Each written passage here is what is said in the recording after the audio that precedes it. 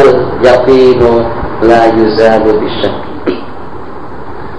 Suatu perkara yang kita yakinkan itu tidak akan terangkat hukumnya dengan kebimbangan. Ustaz, saya ini semalam Ustaz, waktu pergi dari Malaysia belum kawin lagi. Sekarang ini saya sudah kawin atau belum Ustaz? Pertanyaan yang sungguh. Kita katakan al-yaqinu la yuzalu bisyak. Kamu kan tak kawin itu yakin tak? Tak. Oke, yakin. Sekarang kawin itu kamu yakin atau syak? Enggak, saya masih bimbang. Kita katakan al-aslu bakau makan ala makan. Asal itu keadaan ada seperti mana dengan keadaan ada pada masa lalu. Itu keadaan kita semacam itu nanti. Saya ini Ustaz bingung. Saya selepas datang ke Mesir hati saya masih was-was. Saya ada hutang atau tidak? Rasa-rasa ada berhutang, rasa-rasa tidak. Jadi sepertinya dengan saya rasa ada beban tanggung jawab dengan kawan. Tapi kalau saya katakan saya berhutang, hutang berapa dan dengan siapa? Jadi tak payah kita risau, tak payah kita bingung. Kita katakan al-aslu al-adam. Hukum asal itu tak ada. Ustaz, kemarin itu saya bimbang Ustaz waktu saya sembahyang. Rasa-rasa terkentut saya di waktu sembahyang.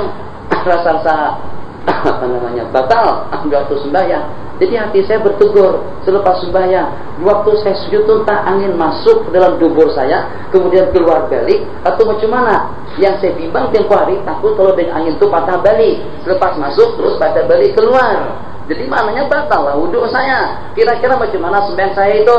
Kita katakan al-aslu al-adam. Hukum asal tak patah balik. Nah, itu hukumnya. Banyak nanti hukum-hukum yang semacam itu. Pendek kata hukumnya tidak. Pendek kata hukumnya sempurna. Semacam kita selepas kita tawaf, selepas kita sembahyang, syaitan datang. Kata syaitan, lega, senyum, ketawa, terbahak-bahak lagi. Ente tahu tak tadi itu? Ente waktu sembahyang maghrib tadi itu kamu kerjakannya setakat 2 rakaat saja. Ini lakum lana sihon amin. Saya adalah seorang penasihat yang sejati dan yang setia.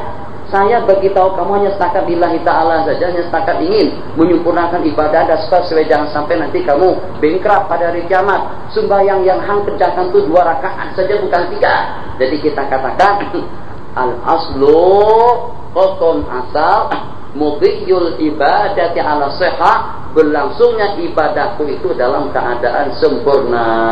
Kita baca dulu kaidahnya. Ini kaidah induk. Kaidah induk ini mempunyai beberapa kaidah cawangan atau beberapa ranting dan juga beberapa anak yang dengan induknya nanti akan menaungi semua kaidah-kaidah yang tercakup di dalamnya.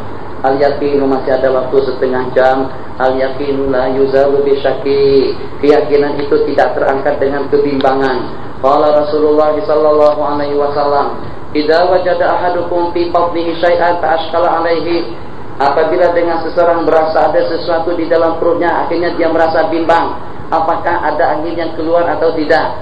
Apakah kira-kira dengan cacing atau ulat? Cacing, tengok atau tidak? Kadang-kadang cacing setelah keluar, dia keluarkan kepalanya separuh, kemudian dia patah balik. Mungkin dia merasa dunia pun juga tidak adil.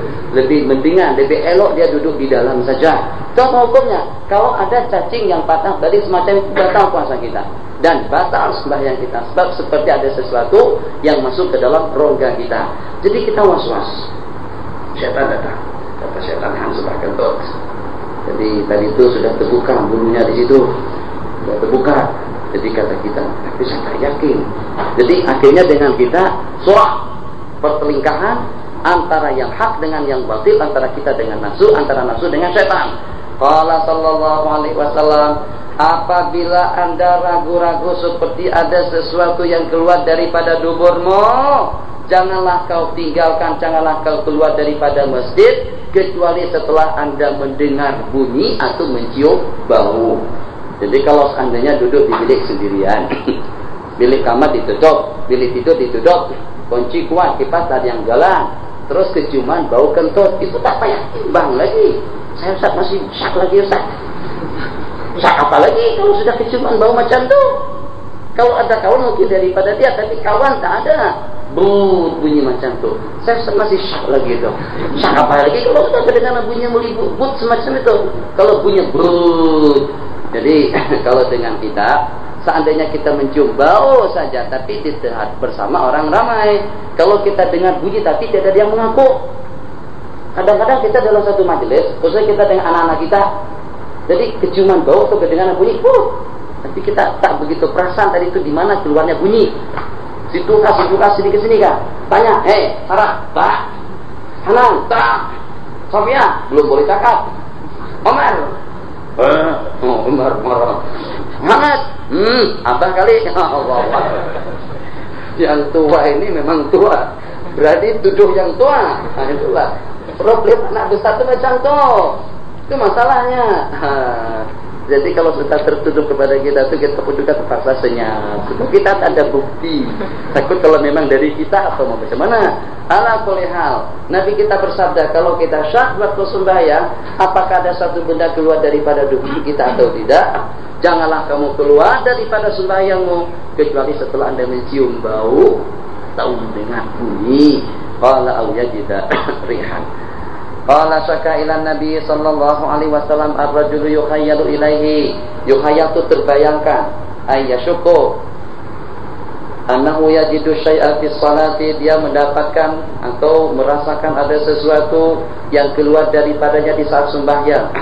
Nabi kita bersabda, la yang sarif, janganlah dia kembali, janganlah dia keluar daripada ibadahnya kecuali setelah dia mendengar bunyi atau kecuali setelah dia mencium bau.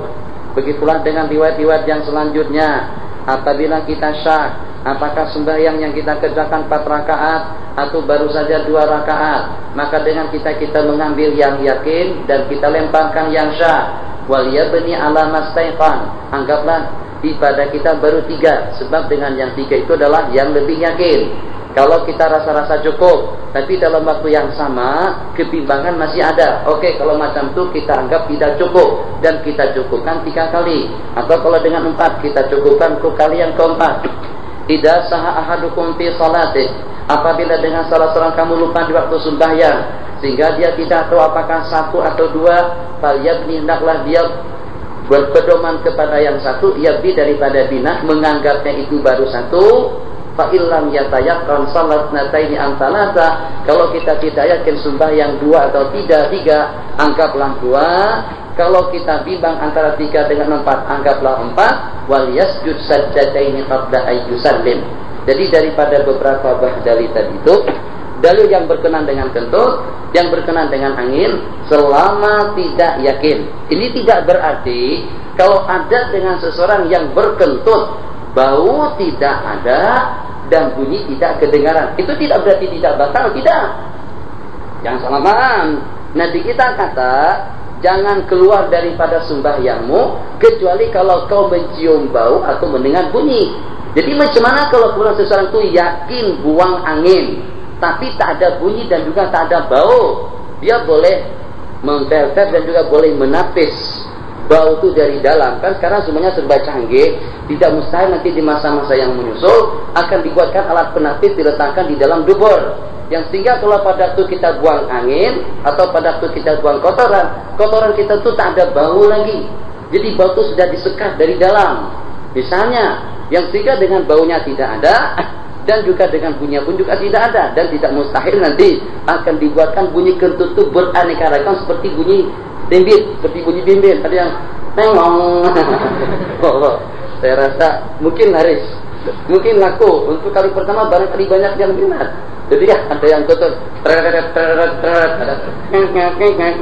macam-macam bunyi, 1001 macam bunyi yang tujuannya tidak lebih daripada untuk mengiramakan atau memuzikkan bunyi kentut. Sebab kita kemarin ada satu istilah mendangdutkan masyarakat dan memasyarakatkan dangdut.